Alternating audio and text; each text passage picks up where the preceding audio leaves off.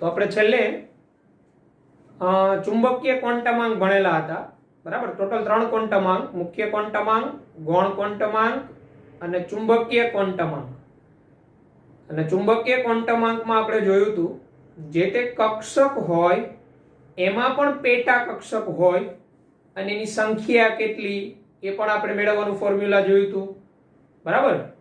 જે તે કક્ષક હોય કે એમાં કેટલા ઇલેક્ટ્રોન સમાય એની પણ આપણે વાત કરેલી, બરાબર. એટલે ચુંબકીય ક્વોન્ટમાંક છે એ જીભેન અસર સમજાવે છે ટૂંકમાં કે ચુંબકીય ક્ષેત્રની હાજરીમાં રેખાઓનું વિભાજન થાય. તો S આપણી રેખા હતી એનું વિભાજન ન થયું, P એનું વિભાજન 3 માં થયું, D એનું વિભાજન 5 માં થયું, F એનું વિભાજન 7 માં થયું. તો ચુંબકીય ક્વોન્ટમાંક જીમેન અસર સમજાવે છે, બરાબર. એટલે P કક્ષક એની 3 પેટા કક્ષક કીધી, PX PY PZ. D કક્ષક એની 5 પેટા કક્ષકો કીધી. એવી રીતના F હોય એની 7 પેટા કક્ષકો હોય. આમ કોઈ પણ એવી કક્ષક હોય એની પેટા કક્ષકો કેટલી તો એના માટેનું તમને ફોર્મ્યુલા પણ આપણે જણાવેલું, બરાબર. જે ફોર્મ્યુલા હતું 2L plus 2 2L plus 1. L બરાબર 0 તો 1 આવે, L બરાબર 1 તો 3 આવતું હતું. એટલે P કક્ષકની 3 પેટા હતી, PX PY અને PZ. તો ચોથો ક્વોન્ટમાંક એ ઇલેક્ટ્રોનના ભ્રમણ એના સ્પિન પર આધારિત ક્વોન્ટમાંક. ફોર્થ સ્પિન ક્વોન્ટમાંક, ઇલેક્ટ્રોનના સ્પિન આધારિત ક્વોન્ટમાંક, સ્પિન ક્વોન્ટમાંક. સ્પિન ગુજરાતીમાં કહે તો ભ્રમણ. સ્પિન ક્વોન્ટમાંક, spin quantum number. Spin quantum number જેને S અથવા ms વડે દર્શાવાય. ભ્રમણ ક્વોન્ટમાંક એટલે ઇલેક્ટ્રોન હોય એનું ભ્રમણ શું હોય, બરાબર, એની વાત. તો આ જે ક્વોન્ટમાંક એના શોધક છે ઉહલનબેક અને ગાઉડસ્મિટ.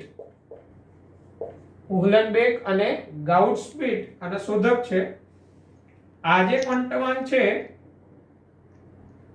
એ તરંગ યંત્રશાસ્ત્રને અનુસરતો નથી, પરંતુ તે સ્પેક્ટ્રલ એવિડન્સ અનુસાર સમજાઈ શકાય. એટલે વર્ણપટમાં જે પુરાવા મળેલા હોય એને આધારે, બરાબર, ઇલેક્ટ્રોનના ભ્રમણ આપને સમજાવે, બરાબર. એટલે આપને રેખીય વર્ણપટ જે આગળ મળેલો હતો હાઇડ્રોજન માટેનો, તો રેખીય વર્ણપટમાં ડબલેટ, ટ્રિપલેટ જેવી રેખાઓ જોવા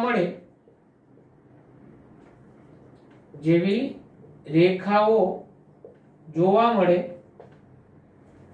જે સમજાવવા માટે આગળના ત્રણેય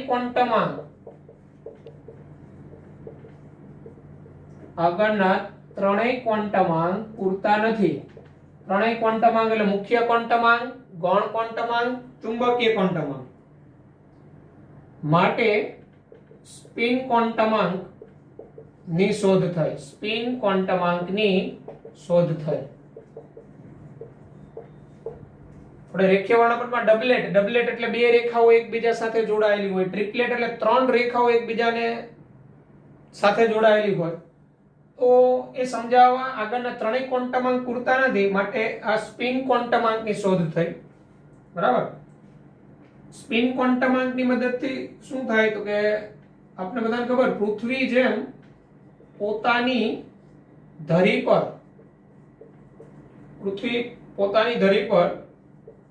સૂર્યની આજુબાજુ ભ્રમણ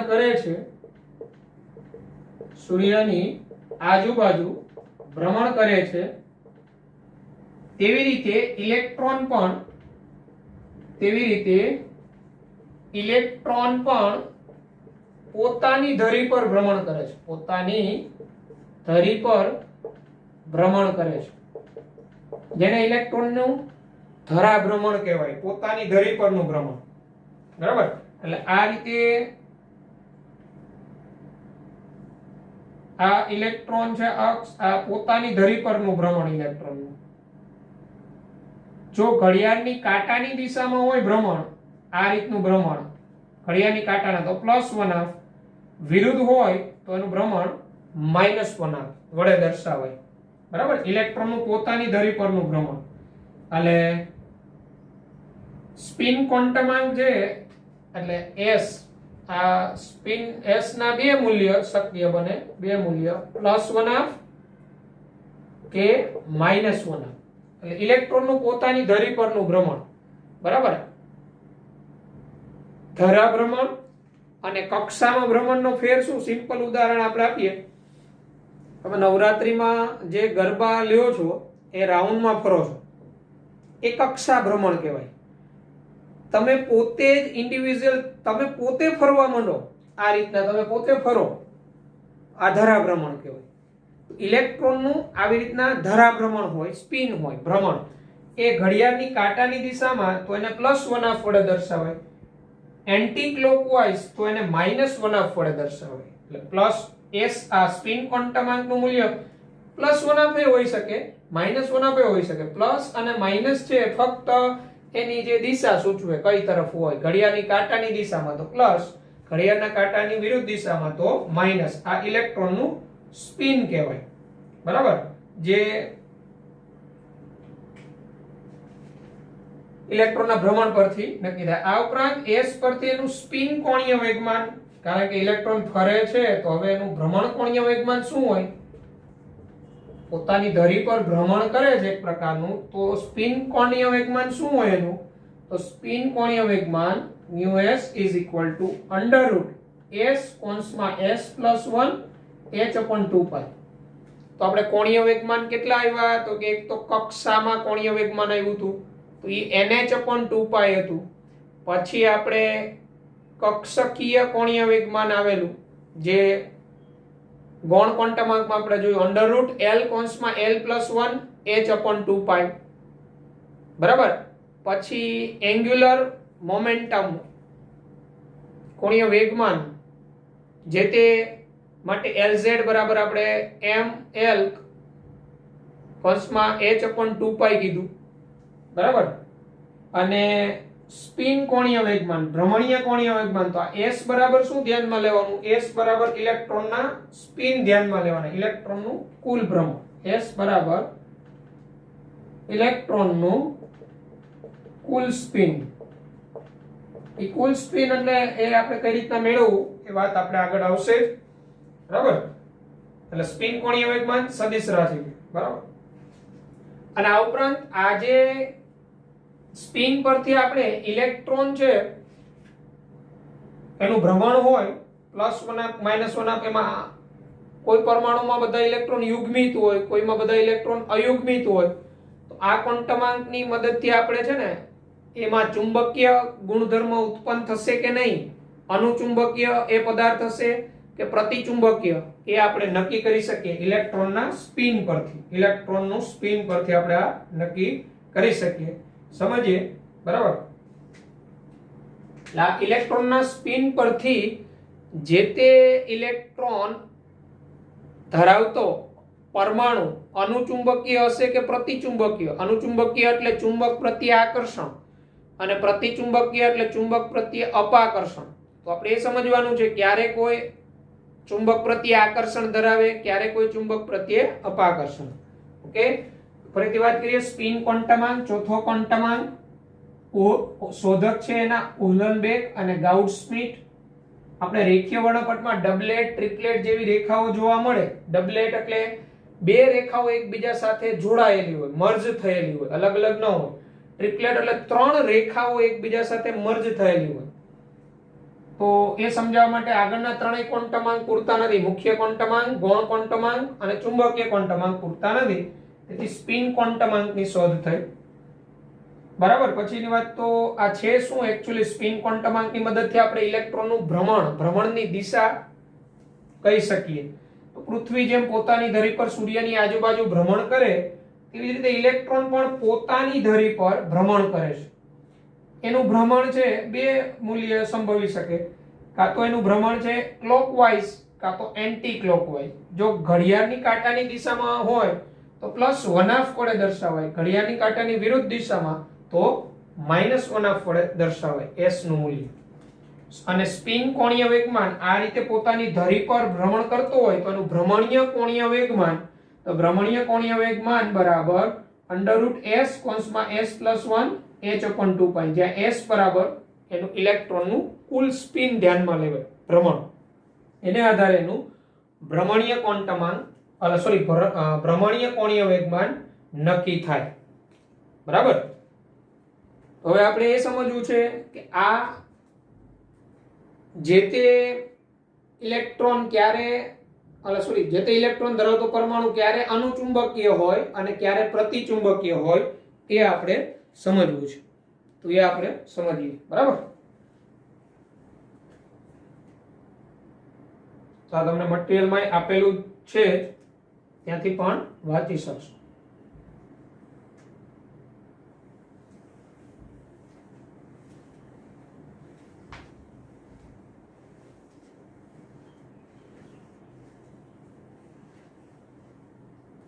તો જો અણુ પરમાણુ કે આયનમાં બધા જ ઇલેક્ટ્રોન યુગ્મિત હોય, યુગ્મિત એટલે જોડ, ઇલેક્ટ્રોનની બધાની જોડ જ હોય તો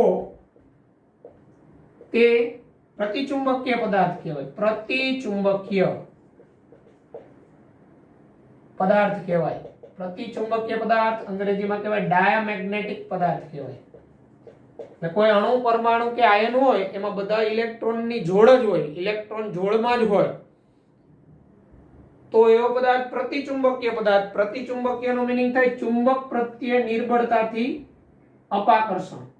પ્રતિચુંબકીય એટલે ચુંબક પ્રત્યે નિર્બળતાથી અપાકર્ષણ. નિર્બળતાથી અપાકર્ષણ.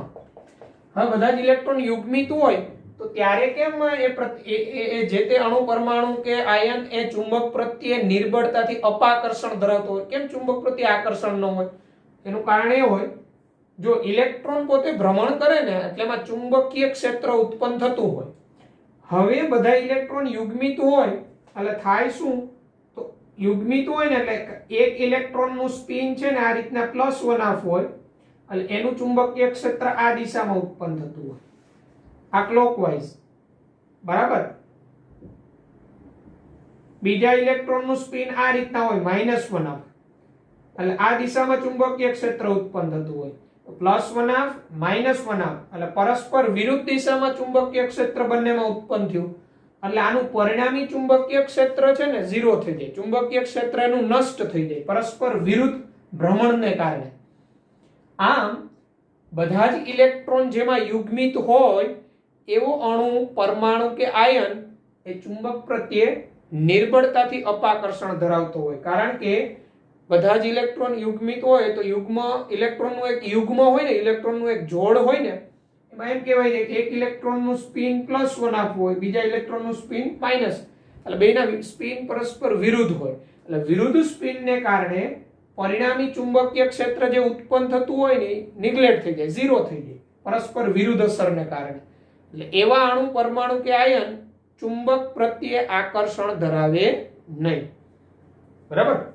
એટલે યુગ્મિત ઇલેક્ટ્રોન હોય ને જેમાં એ બધા પ્રતિચુંબકીય. એટલે આ સ્પિન ક્વોન્ટમાંકની મદદથી આપણે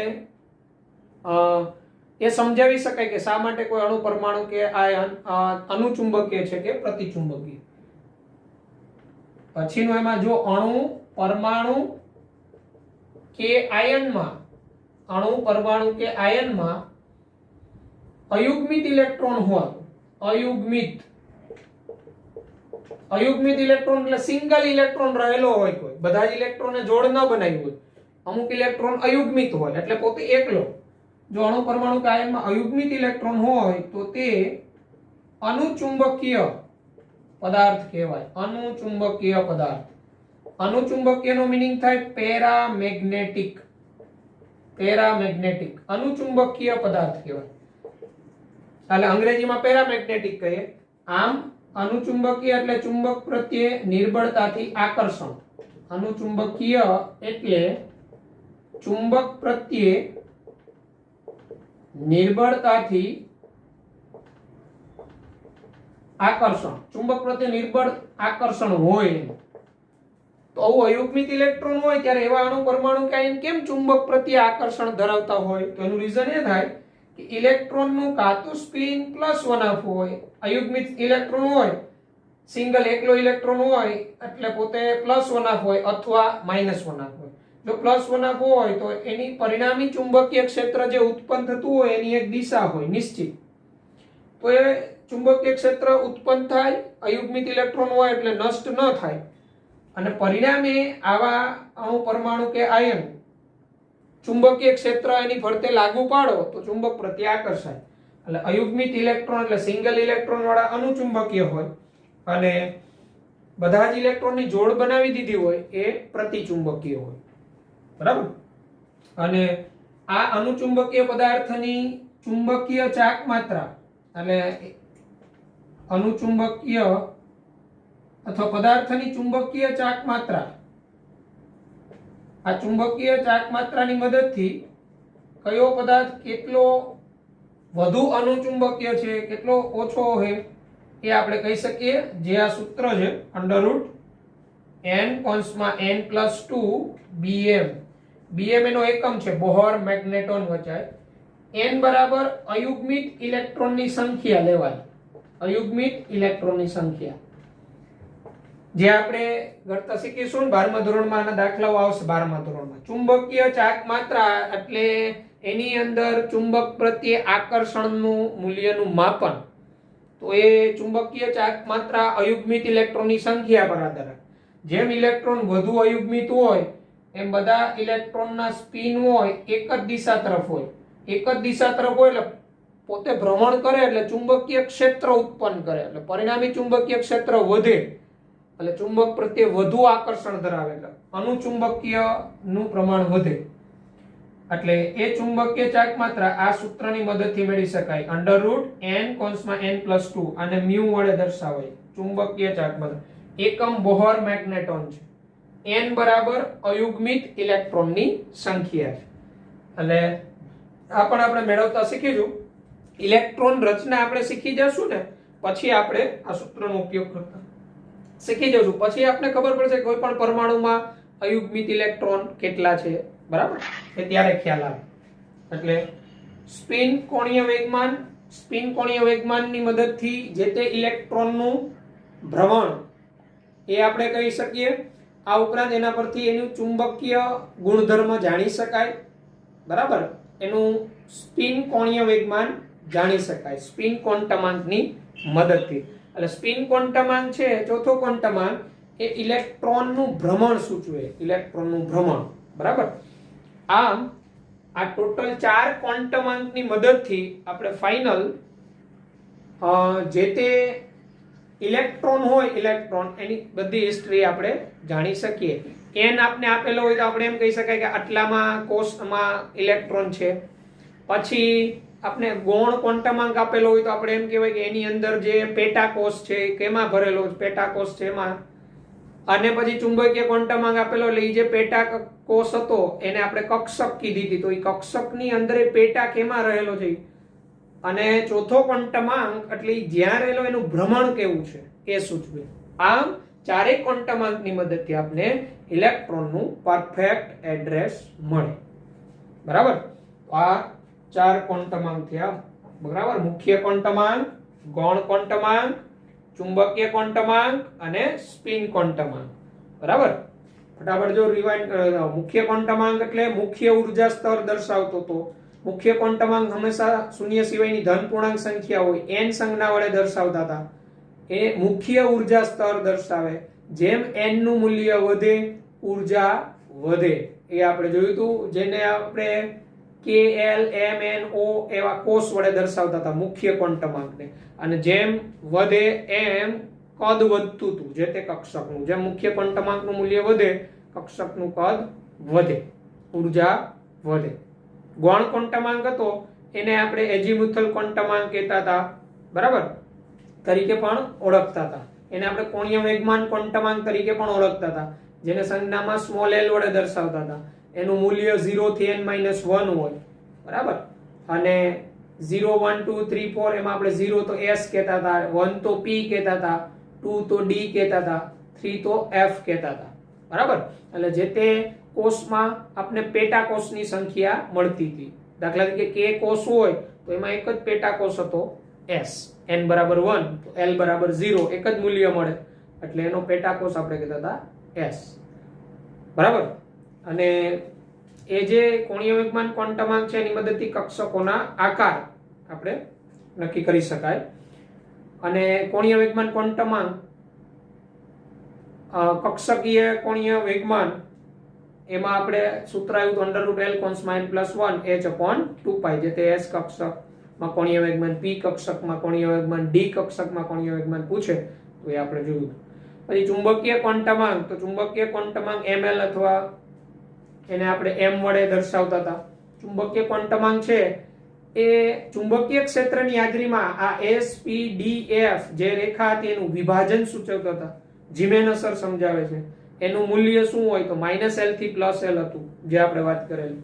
અને ચુંબકીય ક્વોન્ટમાંક ની મદદથી જે તે કક્ષકમાં પેટા કક્ષક કેટલી એ આપણે કહેતા હતા, જે 2l + 1 સૂત્રની મદદથી. અને જે તે કક્ષકમાં કેટલા ઇલેક્ટ્રોન સમાય, જે આપણે સૂત્ર આપ્યું હતું 4l + 2, જ્યાં l 0 તો s, l1 તો p, એ આપણે દર્શાવતા હતા, બરાબર. અને ચોથો સ્પિન કોણીય વેગમાન, કે જે ઇલેક્ટ્રોનના સ્પિન વિશેની માહિતી આપે, ઇલેક્ટ્રોનના ભ્રમણ વિશેની. ઇલેક્ટ્રોનનું પોતાનું ધરા ભ્રમણ હોય, પોતાની ધરી પર ભ્રમણ કરતો હોય. જેમ ભમરડો પોતાની ધરી ઉપર ભ્રમણ કરે એમ ઇલેક્ટ્રોનનું ભ્રમણ એની ધરી પરનું એ +1 કે -1 કોઈ પણ હોઈ શકે. એટલે સ્પિન ક્વોન્ટમાંકનું મૂલ્ય +or - કોઈ પણ હોઈ શકે, બરાબર. અને આ જે સ્પિન છે એના ઉપરથી આપણે જેમ અનુચુંબકીય કે ચુંબકીય છે કોઈ પદાર્થ એ આપણે નક્કી કરી શકીએ. ઓકે, ચાલો તો આમાં કઈ ક્વેશ્ચન છે કોઈને? આ 4 ક્વોન્ટમાંક, અને આ 4 ક્વોન્ટમાંક પરથી ઘણા બધા MCQ બને. કયો ક્વોન્ટમાંકનો સેટ યોગ્ય છે, કયો ક્વોન્ટમાંકનો સેટ યોગ્ય નથી, એવા પ્રશ્નો બને. છે કોઈને કઈ ક્વેશ્ચન? ચુંબકીય ચાક માત્રા શોધવાનું સૂત્ર આપણે મગજમાં રાખીશું. n બરાબર અયુગ્મિત ઇલેક્ટ્રોનની સંખ્યા.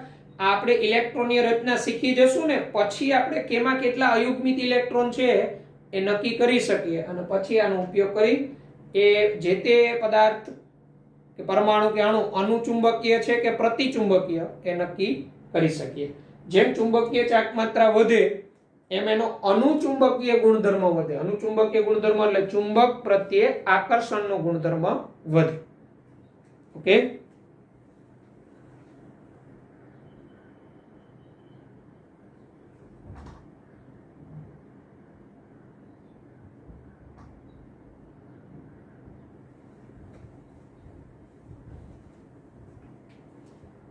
ચાલો તો હવે એને રિમૂવ કરું છું.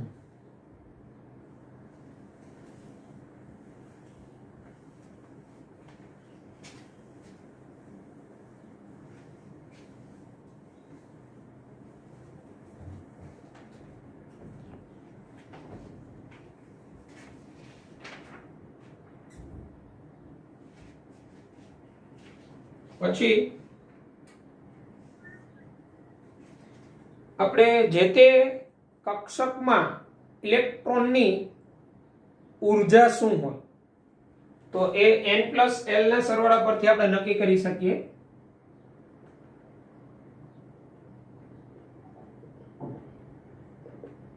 કક્ષકની ઊર્જા n + l ના સરવાળા પરથી, જેને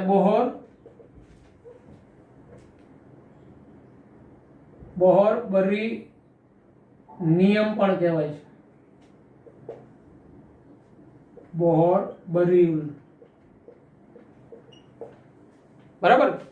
આપણે જે તે કક્ષકમાં ઇલેક્ટ્રોન હોય એમાં કે કક્ષકમાં ઊર્જા વધુ હોય, બરાબર.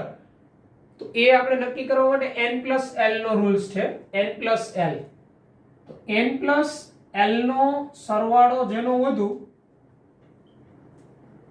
તેની ઉર્જા વધુ. n+l નો સરવાળો જેનો વધુ તેની ઉર્જા વધુ. જો n+l નો સરવાળો સરખો થાય, n+l નો સરવાળો સરખો હોય તો જેનો n વધુ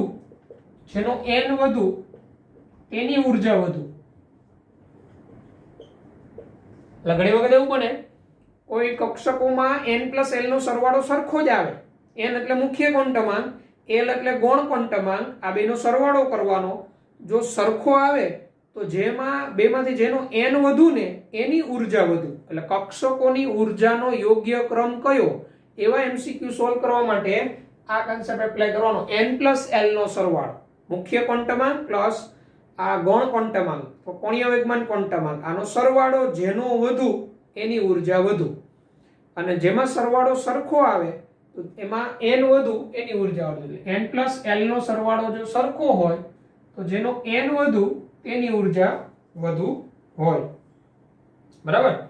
તો આપણે દાખલા તરીકે એમ કેવું હોય કે ચાલો 3D એન્ડ 4s ની ઉર્જાનો ક્રમ. તો 3D અને 4s ની ઉર્જાનો ક્રમ કેવો હોય? તો 3D માટે n+l નો સરવાળો કેટલો થાય? તો 3D માટે n+l, તો n બરાબર 3, l બરાબર d. તો l બરાબર d માટે કેટલો આવે? 2 આવે. તો 3 + 2 એટલે કેટલો થાય? 5 થાય. એટલે 3D માટે n+l નો સરવાળો 5. 4s માટે n+l નો સરવાળો કેટલો થાય? 4 મુખ્ય ક્વોન્ટમાંક, s એટલે l 0 એટલે 4 થાય.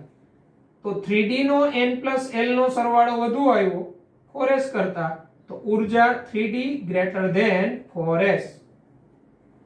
3D greater than 4s ઉર્જા. બરાબર. પછી 4s અને 3p,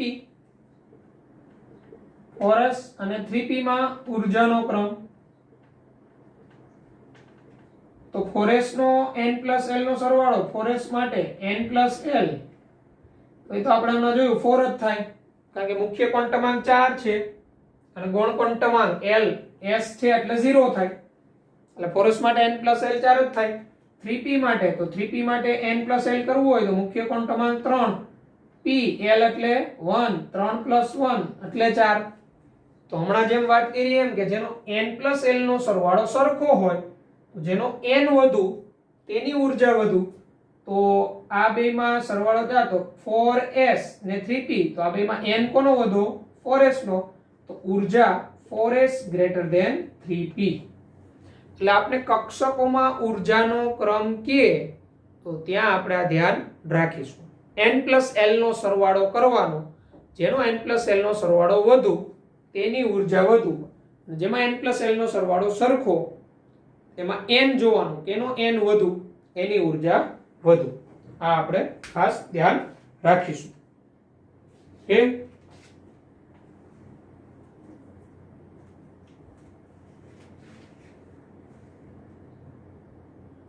ખ્યાલ આવી ગયો?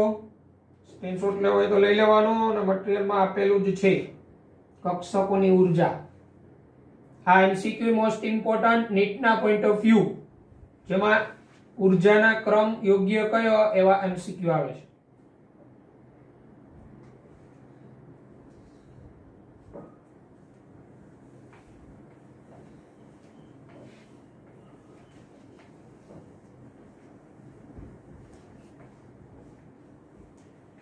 તો જો અહીંયા હું તમને સેટ આપું છું, કક્ષકોને એના ઉર્જાના ક્રમમાં યોગ્ય રીતે ગોઠવો.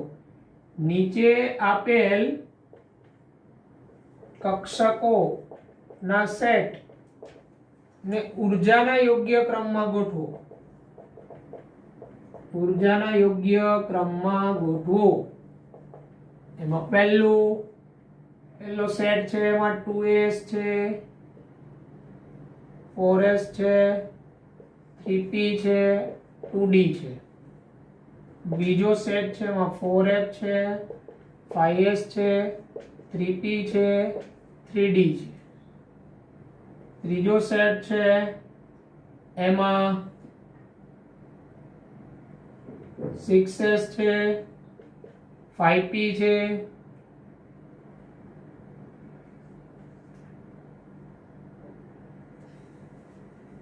4d છે અને 6p છે. ચોથો સેટ 5f, 5d, 5s અને 5p. તો આ ચાર જે સેટ આપેલા 1 2 3 4 આની અંદર ઉર્જાનો યોગ્ય ક્રમમાં ગોઠવો. આને ચારેયને ઉર્જાના યોગ્ય ક્રમમાં, આ ચારેયને આ ચારેય. ચાલો જી ગોઠવો જી.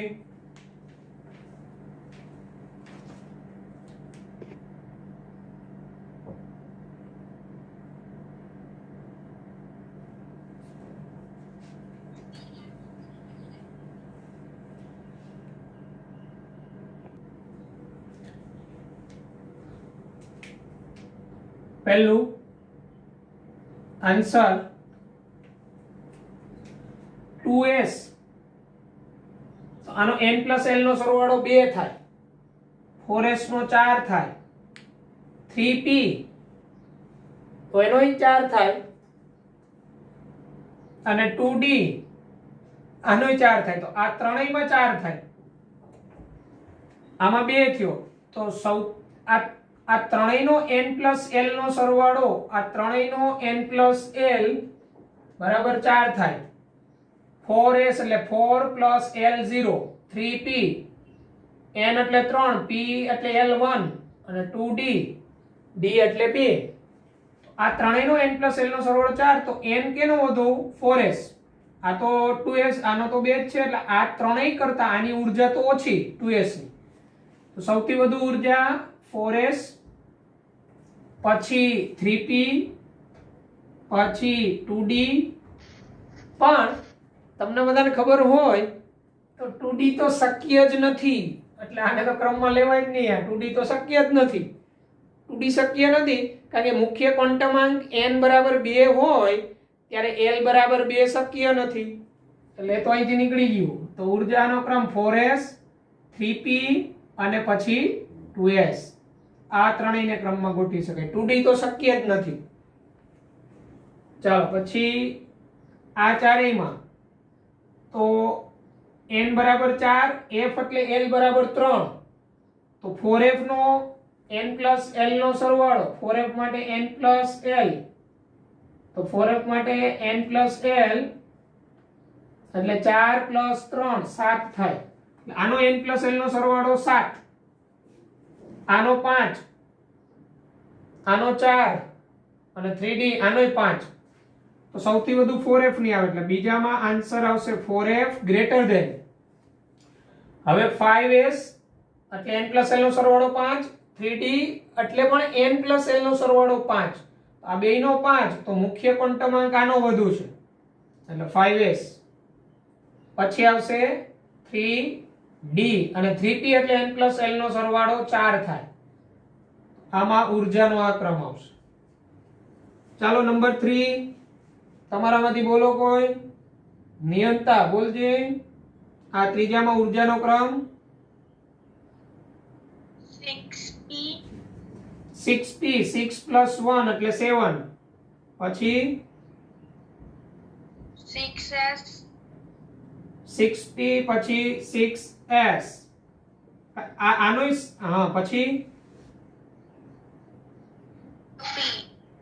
5p પછી 4d. હા જો 6s એટલે 6 plus 0 એટલે 6, 5p એટલે 5 plus 1 6 જ થયું, 4d એટલે 4 plus 2 6 જ થયું. તો આ ત્રણેયનો n plus l સરખો આવ્યો તો n જેનો વધુ એની ઊર્જા વધુ, એટલે ત્રીજાનો આન્સર આવશે. ચલો નંબર 4 કોષ બોલજે જવાબ. કોષ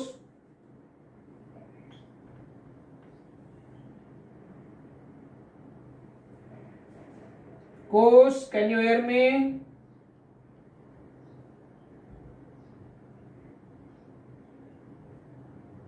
પ્રિન્સી પટેલ.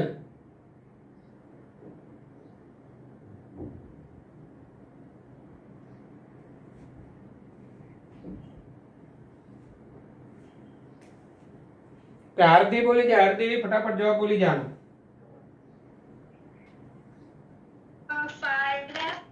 5f 5f એટલે આનો 8 થશે n + l નો સરવાળો, આનો 7. હા, પછી 5p અને હા આનો n + l નો સરવાળો 8 થાય, આનો n + l નો સરવાળો 7 થાય, આનો n + l નો સરવાળો 6 થાય, આનો n + l નો સરવાળો 5 થાય. આ રીતના થાય.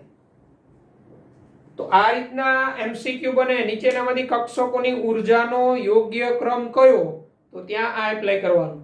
પણ એક ખાસ આપણે નોંધ મગજમાં રાખીશું, હાઇડ્રોજન નોટ, હાઇડ્રોજન પરમાણુ માટે પૂછે, હાઇડ્રોજન પરમાણુ માટે કક્ષકોની ઊર્જાનો ક્રમ. તો હાઇડ્રોજન પરમાણુ માટે જેમાં n સરખો, જે કક્ષકોનો એમાં ઊર્જા સરખી, એટલે એમાં 1s, તો 1s કરતા 2s ની ઊર્જા વધુ. હાઇડ્રોજન પરમાણુ માટે, હાઇડ્રોજન પરમાણુમાં ઇલેક્ટ્રોન માટે ઊર્જા કક્ષકમાં, તો એમાં ખાસ જોવાનું, મુખ્ય ક્વોન્ટમાંક સરખો હોય ને તો ઊર્જા સરખી. 1s કરતા 2s ની વધુ, પણ 2s = 2p, પછી 3s = 3p = 3d. એટલે હાઇડ્રોજન પરમાણુ માટે મુખ્ય ક્વોન્ટમાંક સરખો આવ્યો ને તો ઊર્જા સરખી. પછી 4s 4p 4d 4f, આ રીતના ક્રમશઃ. એટલે હાઇડ્રોજન પરમાણુ માટે મુખ્ય ક્વોન્ટમાંક સમાન તો કક્ષકોની ઊર્જા સમાન, ઊર્જા સમાન. એક ઇલેક્ટ્રોન વાળા માટે, હાઇડ્રોજન પરમાણુમાં એનો ઇલેક્ટ્રોન જે એક હોવાનો, n = 1 માં હોવાનો, પહેલા કોષમાં હોવાનો, પહેલા કોષ, બરાબર. પછીના કોષમાં તો ઊર્જા 2s 2p 3s 3p 3d 4s 4p 4d 4f, તો એ સમાન ઊર્જા વાળી બનશે. મુખ્ય ક્વોન્ટમાંક સરખો, બરાબર. હાઇડ્રોજન પરમાણુ માટે આપણે એક આ મગજમાં રાખીશું, એમસીક્યુ ઇમ્પોર્ટન્ટ, કે હાઇડ્રોજન પરમાણુમાં રહેલા ઇલેક્ટ્રોન માટે કક્ષકોની ઊર્જાનો યોગ્ય ક્રમ અથવા એના માટે સાચું વિધાન, તો મુખ્ય ક્વોન્ટમાંક સમાન હોય ને એવી કક્ષકોની ઊર્જા સમાન હાઇડ્રોજન પરમાણુના ઇલેક્ટ્રોન માટે, બરાબર. બાકી બધા માટે, હાઇડ્રોજન સિવાયના જે હોય બધા માટે આ મુજબ n + l ના રૂલ્સ મુજબ જવાનું. ઓકે, આનો સ્ક્રીનશોટ લઈ લેજો.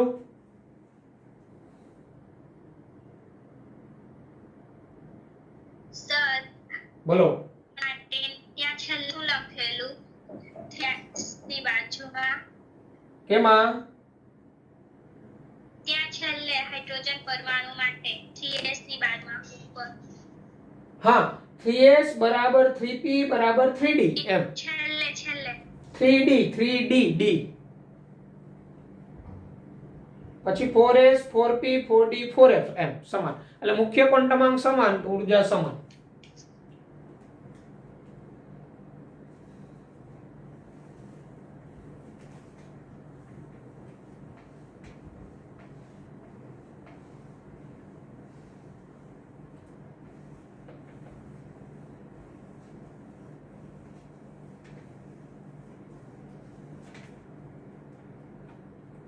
પછી જુદા જુદા પરમાણુઓ માટે, જુદા જુદા પરમાણુઓ માટે તો જેમ પરમાણુ ક્રમાંક વધે, જેમ પરમાણુ ક્રમાંક વધે તેમ ઊર્જા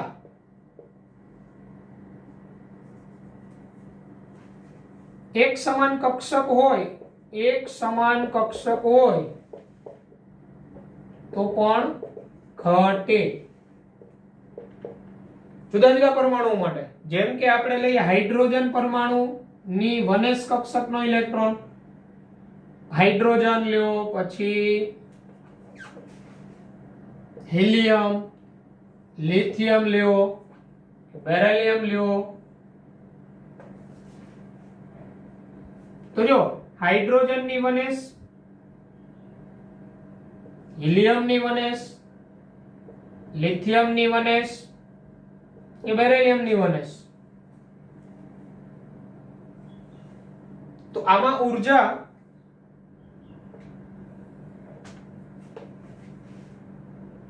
થાય શું? તો આના કેન્દ્રમાં એક પ્રોટોન હોય, આના કેન્દ્રમાં બે પ્રોટોન, આના કેન્દ્રમાં ત્રણ પ્રોટોન, આના કેન્દ્રમાં ચાર પ્રોટોન.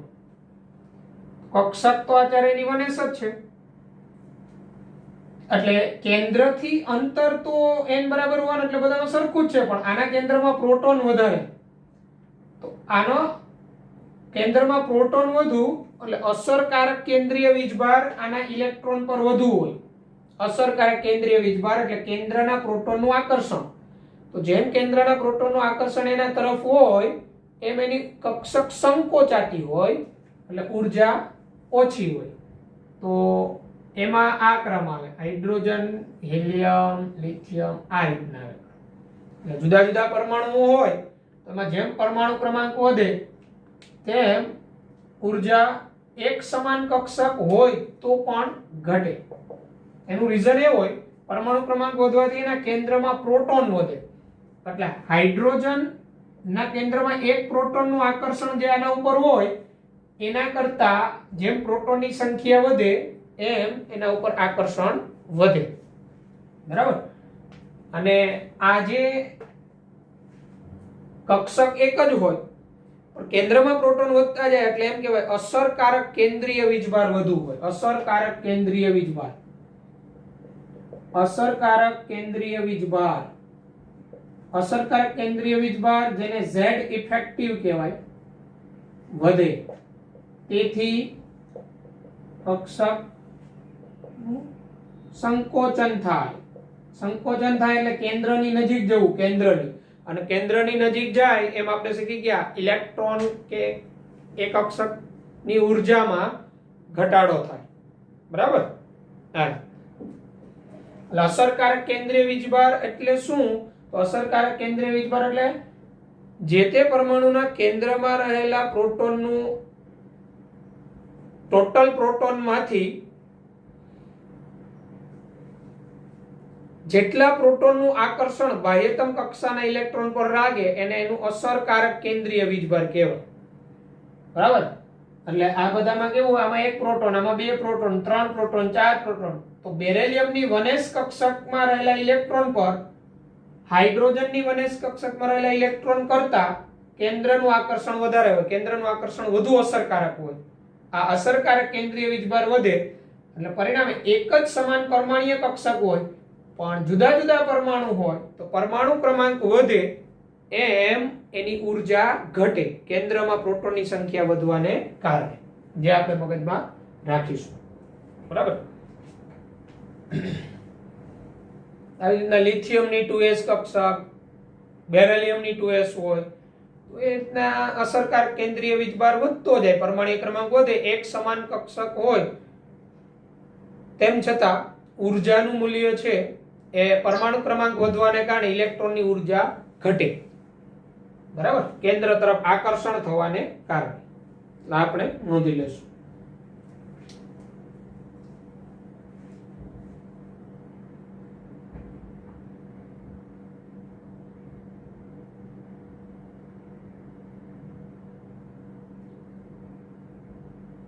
ચલો, થઈ ગયું?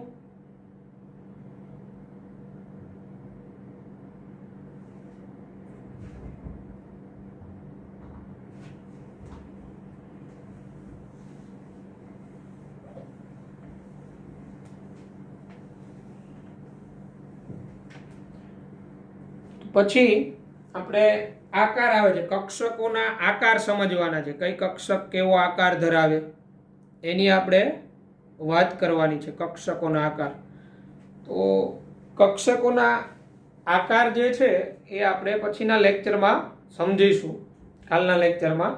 બરાબર? કે S કક્ષક હોય એનો આકાર શું હોય, S કક્ષક કેન્દ્રથી નજીક હોય કે દૂર હોય, એવી રીતના P કક્ષક, એવી રીતના D કક્ષક, બરાબર, આ બધાના આકારો વિશે સમજીશું.